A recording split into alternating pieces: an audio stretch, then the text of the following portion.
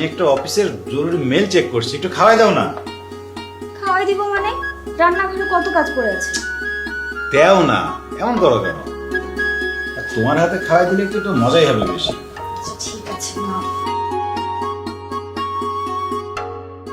সারাক্ষণ খালি কাজ আর কাজ, খাওয়ার টাইমেও কাজ। তুমি নাও, একটু খাওয়ার সময়ও ফ্রি থাকতে পারো না, সারাক্ষণ কাজ আর কাজ। হ্যাঁ, অফিসের মেল আসছে, এগুলো চেক করতে হবে না? বিয়ের ঝামেলায় তো আমি অফিসই করতে পারিনি।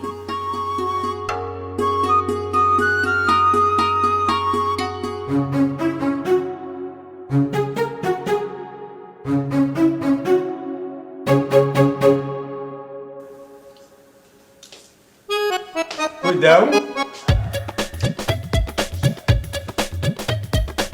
কই?